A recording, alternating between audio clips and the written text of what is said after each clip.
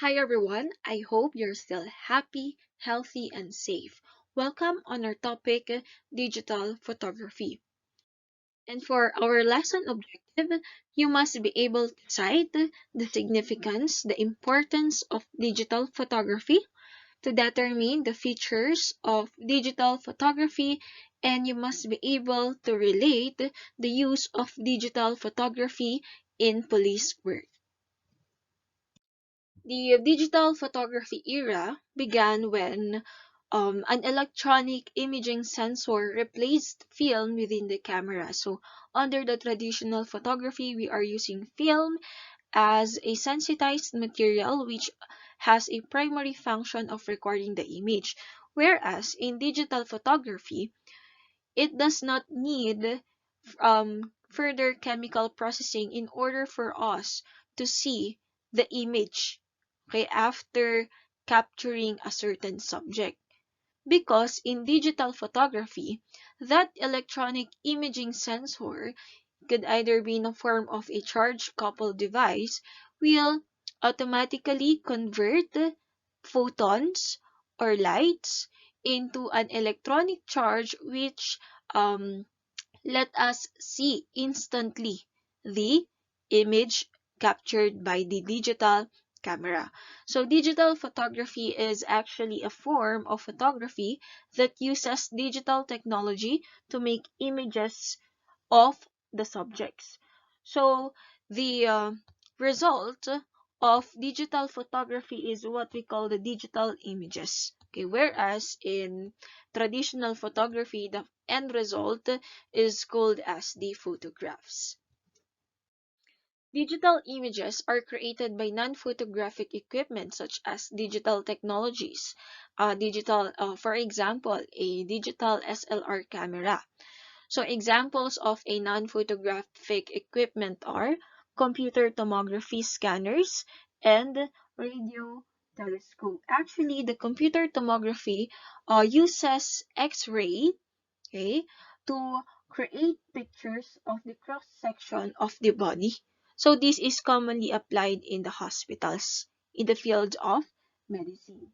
And also that radio telescope, it is used to detect radio emissions from the sky. Examples kasi ng photographic equipment are those we've discussed in our previous meeting, and those are the contact printer and the photographic enlarger. Digital images does not actually need chemical processing already because we can see the image after capturing it on your digital device already. So digital images can also be made by scanning conventional photographic images. For example, you have a photograph, the final result of photography. Okay, the image is in the photographic paper, and you want to convert that into a digital image. You could simply scan it through the use of your scanner of your printer. Then, okay, it will be converted into a digital image depending on what file type it is. It could be in a JPEG file type. So here are the things to consider if you want to purchase a digital camera: the sensor, the storage capability, the multifunctionality and connectivity, performance metrics of your digital camera, the sensor size and angle of view, and also the digital camera back. One of the important feature of a digital camera or a digital technology is its sensor. And the sensor is actually the electronic version of your film because it converts the image into an electronic signal which allows it to be stored on the storage device in a digital camera or on a digital technology. So, as you can see here, sensor is capable of reading the intensity of light. So therefore, sensor is sensitive to light and it is filtered through different color filters already. So the sensor device actually captures light and converts it into a digital image, because sensors are made up of millions of photoelectric devices, which converts light into an electrical signal, and ultimately, okay, it becomes a digital image. And there are two types of sensors. We have here the CCD, or your charge coupled device sensor, and the other one is the CMOS, or otherwise known as the complementary metal oxide semiconductor. Common na makikita or na sensor that can be seen on a digital SLR camera is the CCD. Every digital cameras or digital technology has its own storage or storage device. So these digital memory devices store digital image information either as RGB color space, or its on its primary color, or as a raw data. Importante in forensic photography, what file type is the photograph? Specifically when we are dealing with electronic evidence, and digital images is under the umbrella of electronic evidence. So this processed digital image can be stored in a compact flash or SD card, diba? Or hindi siya storage device card. SD card means secure digital card. So images stored on the camera can be saved in various file types. Okay, for example, raw file lang yan, o kaya naman in its JPEG or TIFF files. So here are the three most common file types once there is already a digital image that is generated as a result of the process undergone under the camera sensor. So we have JPEG format, or Joint Photographic Experts Group, RAW file format, TIFF, or Tagged Image File format. So the JPEG format is actually considered as the smallest file because it takes up the least amount of memory. Whereas in the raw file format, this kind of format contains unprocessed data from the camera sensor, and this kind of format is typically the highest quality image available from a digital camera, not only in your DSLR cameras but also on your phones. And that is why this raw file format is the preferred file format for evidence comparison quality photography. If the digital image is converted in this kind of file format, the processing only starts when the computer, or when the file on the computer is finally opened. This kind of format allows the photographer to change actually the settings, okay, the image settings after the image has been acquired with no change to the original captured image. Whereas another common file type is the tagged image file format, or TIFF. This is great for archiving image to maintain quality and details. This kind of format, the TIFF, is an uncompressed format, okay?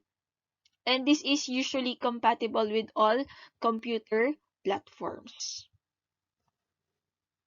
Here are other file types which is not commonly seen on your digital cameras. So we have PNG, PSD file, and GIF. PNG stands for Portable Network Graphics. This kind of format is useful because it actually maintains the image without reducing its quality.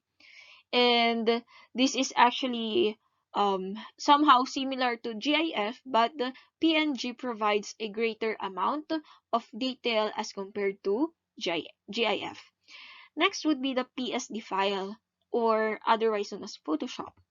From the term Photoshop, this kind of file is the default format for Adobe Photoshop. This is compatible also with other Adobe softwares. Yan. Sa mga nagpo-Photoshop dyan. So, mas okay na i-save nyo yung file, dapat yung file type is in a PSD file. So, this actually allows users to save the file while keeping all the features of the image. And this is useful for saving images that have been adjusted, okay, may inedit ka doon, or used in a variety of ways. That is in the PSD file. So another is the GIF files. Okay, GIF files actually has a very small file size and it has a low quality.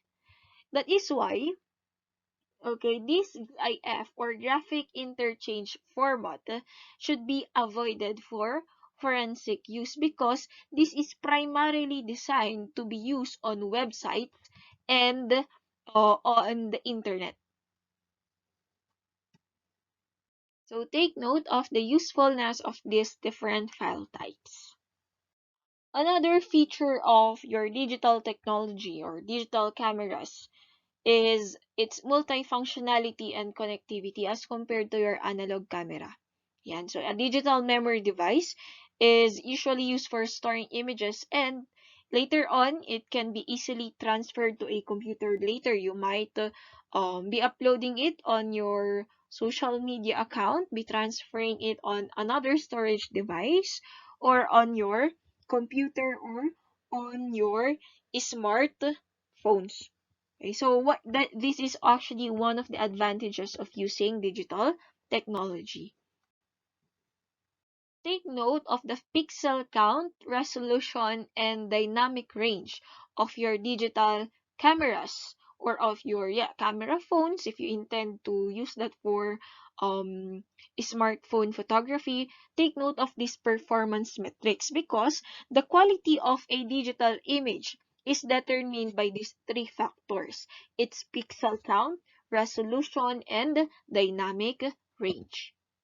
One factor that determines the quality of your digital image is its pixel count. When we say pixel, this is in a short term for picture element. Okay? So this picture element is actually the basic element of a digital image. So you have your sensor, which is the electronic version of your field, and that sensor is sensitive to photons, sensitive to light, and when light will react on your sensor, be recorded on your sensor, it will be converted into an electronic charge, thus it is represented into a pixel, okay, which makes up your digital image as a whole. So the concept of the pixel count in relation to the quality of the digital image that is produced is that the higher the number of your pixel, okay, the higher the number contained in an image sensor, mataas ang pixel count ng image sensor mo, okay, the better the quality of the digital image will be produced. Okay, the higher the number, the more information is in your digital image. Okay, and pixel count, the amount of the pixel count of a certain digital image is usually defined in megapixels kasi a certain digital image is not only represented by one pixel, it is represented by thousands of pixels depending on the um, maximum capacity of your camera sensor in terms of its pixel count. Okay, so ang tatandaan nyo lang, pag sinabi nating pixel count or pixel, picture element, this is the basic element or the basic unit of a digital images. So kung mapapansin nyo dito sa slide natin, makikita nyo yung pixelated. Kapag ganyan, ang nakikita ninyo, kay mga ganyan, mababa yung pixel count, ibig sabihin, mababa yung quality. The pixel count of your camera has something to do with the resolution of the digital image. When we say resolution, this indicates the amount of detail that is captured. If your camera sensor has a low pixel count, the resolution will be affected. Mababa rin yung amount of detail that is recorded on your camera sensor. Okay, that becomes your digital image. So, ayan. Parang kapag ihahalin tulad natin yan sa film sensitivity in traditional photography. The lower the film sensitivity, okay, the image on the photograph would appear grainy. Ibig sabihin, yung silver halide crystals is not that big in order to record a large amount of detail of your subject.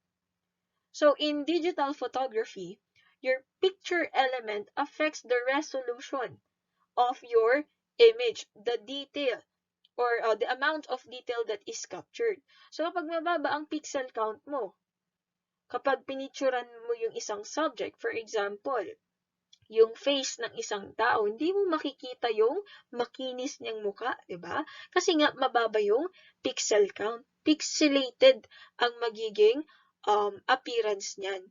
Okay, so this is simply based on the number of pixels produced by the image sensor. Kapag naman mataas ang pixel count, ibig sabihin, mas mare-record niya yung amount of detail that your subject have. Okay, which produces a more detailed photograph. Pati pa siguro yung mga pores niya makikita dyan. So, that entails the resolution. Kung if we try to compare the resolution of a, for example, your iPhone as compared to the old model of Android, syempre, mas mataas ang resolution ng iPhone. Kasi nga, mataas ang pixel count ng camera sensor of your iPhone as compared to the old model of your Android phone. Another thing that you need to consider when you want to buy a digital camera or, yes, digital technologies is its dynamic range. When we say dynamic range, it refers to the range of luminosity. It is the measure of the range of the light intensities, okay, which can be produced accurately. So you can see here on our slide that this is actually, on the left side, is actually the actual subject, okay? When it was photographed, magkaiba doon sa na-produce na digital image. Magkaiba yung brightness niya. Diba? So, dynamic range would refer to how accurate is your camera in recording the intensity of light, okay, the brightness of your light, or its shadows. Okay, so that is dynamic range. Another thing that you need to consider is its sensor size and angle of view. Because when we say angle of view, actually, angle of view is used interchangeably with field of view. Okay, so the importance of knowing of knowing the function of angle of view is that this angle of view describes how much of the scene in front of the camera will be captured by the camera sensor. And there is a direct relationship between the angle of view and the sensor size. the bigger your sensor size, okay, mas ma mas malaki rin yung extent that can be captured uh, by your camera. Okay? So, the concept of here, knowing the sensor size and angle of view, that the bigger the sensor size, the bigger the field of view or angle of view you have. Okay? Again, pag sinabi nating angle of view, it describes how much of the scene in front of the camera will be captured by the camera's sensor.